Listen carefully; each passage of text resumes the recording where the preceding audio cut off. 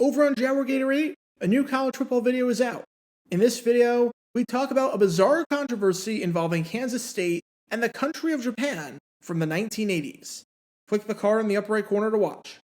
And now, on with our feature presentation. In 2002, the Baltimore Ravens were at a crossroads when it came to the quarterback position.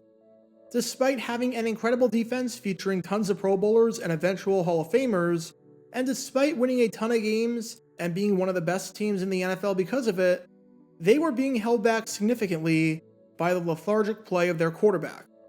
Even in 2000, when they won the Super Bowl, Tony Banks and Trent Dilfer were two of the worst quarterbacks in the league. In 2001, they tried going with a 38-year-old Randall Cunningham and Elvis Grbac. The two men combined to throw more interceptions than touchdowns, and the Ravens, somehow, might have been even worse at quarterback. So to start off the 2002 season, they turned to the man that you've been watching this whole time. They turned to Chris Redman. Now, Redman had been with the Ravens since 2000, as he was taken in the NFL draft that year in the 3rd round with pick number 75 after an incredible college career at Louisville, where he threw 84 touchdown passes for the Cardinals and led Conference USA in passing yards and passing completions in 3 straight seasons from 1997 to 99. But now, after 2 years on the bench and waiting in the wings, the Ravens were hoping that Redman could take the NFL by storm and put his name on the map on the national scene. The good news is that he did just that. The bad news was that, well, it wasn't in the way that anyone envisioned. Because in week 2 of the 2002 season, as Redman was about to make the first home start of his career in a game against the Tampa Bay Buccaneers, and as the Ravens were about to play their first home game of the brand new season, Redman made headlines with an absolutely insane controversy where he deliberately disobeyed orders from the NFL. And when you break down the controversy, well, this is a case of the NFL lacking all common sense and all sense of sympathy. Because this is the story behind one of the dumbest uniform controversies in the history of the Baltimore Ravens, and in the history of the NFL. Before I break down the incident in question, we need some context to understand the backdrop to this game, because without the backdrop, there was no controversy whatsoever. It's September 15th, 2002. It's week 2 of the NFL season, and the Tampa Bay Buccaneers, for the first time in franchise history, are traveling to Baltimore to take on the Ravens in this inter-conference game. Now, this is a big game for both of these teams, as both the Ravens and the Buccaneers started off the season with an 0-1 record, with the Ravens having lost to the Carolina Panthers 10-7 the previous week, and the Buccaneers having lost to the New Orleans Saints in a heartbreaking and bizarre 26-20 decision. The loser of this game drops to 0-2, and that's a spot that you do not want to be in, especially since in the previous 3 seasons, from 1999 to 2001, of the 27 teams to start 0-2, only one of them clawed their way out of it and made it to the playoffs. Granted, that team happened to be the defending Super Bowl champion New England Patriots, but still, with one success story and 26 stories of a season ending before it even began, history is not on your side in the slightest bit. So to say that this game was big would be a massive understatement. However, for most people, especially for Ravens fans and for football fans in Baltimore, the game was rather insignificant. Because this day in September was about something else that felt way more important, and that was honoring and remembering the legacy of one of the greatest players of all time, and a legend on and off the field in every sense of the word. Because 4 days before this game, on September 11th, 2002, the legendary Johnny Unitas passed away at the age of 69, dying of a heart attack.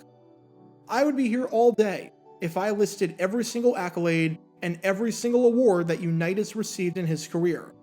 Because to put it simply, at the time of his death, you could have made the argument that he was the greatest quarterback to ever play this sport.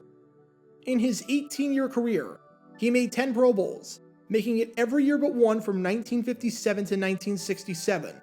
He was named an AP First Team All-Pro 5 times and an AP Second Team All-Pro twice, and was named the MVP of the league 3 times, winning the award in 1959, 1964, and 1967, and finishing as the runner-up for the award twice in 1958 and 1965. He won 117 games as the starting quarterback of the Colts, winning a whopping 66% of his games under center, and guiding the Colts to 15 consecutive seasons at or above 500, making them one of the most consistently formidable teams in the NFL. You did not want to play the Colts back then if Unitas was under center. He led the league in passing touchdowns 4 straight seasons from 1957 to 1960. He led the league in passer rating 3 times, and he led the league in passing yards 4 times, while finishing inside the top 5 of the NFL in that category in 11 consecutive seasons from 1957 to 1967. In other words, when Unitas was playing, every other quarterback was fighting for second place, because he was head and shoulders above everyone at the top of the mountain, redefining what it meant to play the position. He's a member of the All-1960s team and a member of the Pro Football Hall of Fame, getting inducted on the first ballot in 1979. And he's a 3-time world champion, winning the NFL championship with the Baltimore Colts in 1958 and 1959, and winning Super Bowl V with the Colts in the 1970 season. By the time he retired, he held the NFL record for most career passing yards, most career passes completed, and most career passing touchdowns, and there was no close second in any of those 3 categories. He was a great humanitarian, role model, and leader in his community, and was named the NFL Man of the Year in 1970 because of that, becoming the first ever recipient of that award. And on every historical team that the NFL has ever compiled, whether it's the 50th anniversary team, the 75th anniversary team, or most recently, the 100th anniversary team back in 2019, Unitas has found himself squarely on it. And even though the Colts no longer played in Baltimore, and were now a part of Indianapolis, Johnny Unitas really felt no connection or attachment to the Colts. His attachment lied to the city, not the team, and he, for all intents and purposes, disowned the Colts after the Mayflower came and took the team in the middle of the night during the 1984 offseason. As Unitas said, the day the Colts left town, that was it. Johnny Unitas was Baltimore personified, to the point where, when the Ravens came to town, not only was he the #1 advocate for Baltimore as an NFL city that deserved another team, but he became a Ravens fan and attended the games. After one 1998 game between the Ravens and the Colts, which the Ravens won 38-31, he even received the game ball, which caught him by surprise. As Art Modell said on Unitas, he was extremely supportive of this franchise from the beginning. We're very appreciative of him being a part of our Ravens family and lending his credibility to us. In fact, he was so ingrained in Baltimore that no one has ever worn the number 19 jersey with the Ravens except for one player, Scott Mitchell, and he received so much backlash from it that no player since then has ever dared to wear that number. You can learn more about that by clicking the card in the upper right corner. And he was so important to the city, to the football community in Baltimore, and to the Ravens that later in the 2002 season, in a game against the Jacksonville Jaguars, the team planned to have a halftime ceremony honoring Unitas and unveiling a statue of him outside the stadium. The ceremony still went on, and the statue was still put up, although Unitas was dead by this point. Fans even wanted to go as far as naming the stadium after him, with an online petition with over 50,000 signatures floating around. That didn't end up materializing, as M&T bought the naming rights to Ravens Stadium, and it just wasn't financially feasible for the Modells to have an unsponsored stadium name. But you get the idea. He was that valuable. And while the death of Johnny Unitas impacted a lot of people, one person that it impacted in particular was none other than Ravens starting quarterback Chris Redman. The two men had a personal relationship with each other, and it predated Redman's time with the Ravens. It went back to when Redman played his college ball at Louisville, where Johnny Unitas went to school, and where Redman even won an award named after him, winning the Johnny Unitas Golden Arm Award, given to the top senior quarterback in the nation.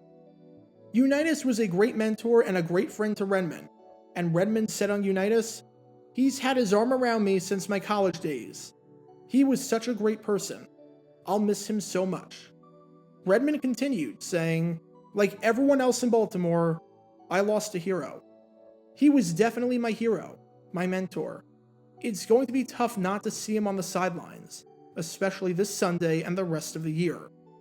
And when I say that the two men were close, I truly mean it. Unitas helped Redman buy his first car when he got drafted in 2000. The two men talked before games and had Thanksgiving dinner together. And when Redman threw his first touchdown during Week 1 against the Panthers, Unitas was first in line to congratulate him. In fact, the last time they spoke was Unitas congratulating Redman. Even when Redman wasn't there, Unitas loved him so much that whenever he spoke to head coach Brian Billick, the conversation, no matter what it was about, would somehow come back to how Chris Redman was doing and how he was progressing. So it was very clear that Unitas meant a lot to Redman in a variety of ways. This wasn't some loose connection. This was like Redman was losing a family member. And with that, Redman, upset about Unitas' death and upset that he wouldn't be there to witness his first ever home start, wanted to find some way to honor him and to remember him, outside of the patch that the league allowed the Ravens to wear on their uniforms. And Redman thought that the best way to honor Johnny Unitas was to dress like Johnny Unitas. One of the things that Unitas was best known for was his black, high-top cleats. It was his signature look. So Redman thought that for this game against the Bucs, he should wear black cleats. Seems like an incredibly fitting tribute, and an incredibly subtle, yet classy way to honor a legend, and just about the greatest mentor that any quarterback could have. Chris Redman, very close to Johnny Unitas, wearing the modern-day high-top shoes in honor of Johnny Unitas. The only problem? Yeah, he was fined a whopping $5,000 by the NFL for doing this. Seriously. The NFL decided that it was in their best interest to fine a player who was paying tribute to one of the greatest players and men in the history of the league, and to a man who meant everything to him and to the city that he played in. I should note that Peyton Manning tried wearing black high tops to honor Unitas, and Manning asked the league for permission, but the league came back and said no, and said that if you do wear the black high tops, you'll be fined upwards of $25,000, with the fine being higher than the standard $5,000 for a first-time offender of the uniform policy, since Manning explicitly asked about it and was denied. It's almost like how you're more likely to get a more lenient punishment if you do something without asking than if you do something when you asked and you were explicitly told no. So Redman just decided that he was going to do this without asking for any permission directly from the league whatsoever, even though the Ravens designated the game as a white cleat game before the season, and Redman was going to defy that by wearing black cleats. Instead, he informed a Ravens official about what he wanted to do, and the official told him to just do it, which, if I had to guess, is code for wear the black cleats. The league is being ridiculous about this, and if they fine you for this, don't worry about it. We'll cover it. That was part of the reason why Redman coming out in black cleats was kept under wraps until kickoff. The other reason was just, quite simply, that he didn't want to take away from the death of Unitas, and didn't want to make it about himself, and have that controversy surround the day of ceremonies and remembrance. As Redman said on Unitas, he was a great friend of mine, and a great person, and it was sad to see him missing. I wanted to keep quiet about the cleats, and not make it a big media thing. It was personal. It meant a lot to me. Not just wearing the shoes, but I was thinking about him a lot out there. And for what it's worth, Redman received almost universal praise for doing this, and for the way he handled himself, as just about everyone agreed that the NFL went way too far with the punishment, and that this was not in the spirit of the law whatsoever. And to make Redman's day even worse, with him not only having to deal with the death of his mentor, and the absurd controversy with his uniform that came as a result, we have to talk about his actual performance on the field. Whether you want to credit the incredible Tampa Bay defense, want to diminish just how good of a player Redman was, or want to say that the death of Unitas was still weighing on his mind, as was the pressure of this being his first ever home start, and the first game without seeing Unitas on the sidelines, is up to you. However, you can't deny this. The game was really, really bad. This was just about the worst possible home debut that Redman imagined. As the Ravens lost this game, by a final score of 25-0, getting shut out. It was the last time they've ever been shut out in a game, and is the first and only time they've ever been shut out in franchise history at home. And unfortunately, Redman was a big reason for that. He went just 16 for 38, completing a mere 42% of his passes, while getting sacked 3 times and fumbling once, finishing with 141 passing yards and 118 net passing yards when the sacks are taken into account. No touchdowns, 1 interception, which was a 97-yard pick six to Derrick Brooks with 1:06 left in the game, and a passer rating of just 41.7. Redman started the game 0 for 4, had just 8 yards passing by the end of the first quarter, and had 17 net passing yards after his first 4 drives. It was just not his day, and that's putting it lightly. This Ravens-Buccaneers game from 2002 is remembered 20 years later for a variety of reasons. It's remembered as the day that the Buccaneers defense put themselves on the map, as this was the first sign that there was something special about this defense, which would become realized when they used that incredible defense of theirs to get to Super Bowl 37 and win their first title in franchise history. It's remembered as the day that the NFL community mourned the loss of a legend and the loss of one of the greatest players and humanitarians in the history of the sport. And to some, it's remembered as the day that the NFL lost its mind with one of the dumbest uniform controversies of all time. Because for having the audacity to honor Johnny Unitas, when it came to Chris Redman's bank account, Redman was seeing red. Get your official Jaguar Gator 9 merchandise by going to jg9shop.com, and be sure to like this video, ring the notification bell, and subscribe down below if you haven't already, as it helps the channel out a lot. And be sure to check out Twitch every Wednesday night at 9 p.m. Eastern for your chance to play NFL trivia and win cash prizes. Link in the description below. If you want to see videos like this condensed down to 60 seconds, then follow me on TikTok at Jaguar Gator 9. To see college football videos, subscribe to Jaguar Gator 8. To see highlight videos of players throughout the history of the NFL, subscribe to JG9 Highlights. Also, special thanks to all of our Patreon supporters for helping out the channel. Your support is greatly appreciated. See how you can become a patron and request future video topics in the description below.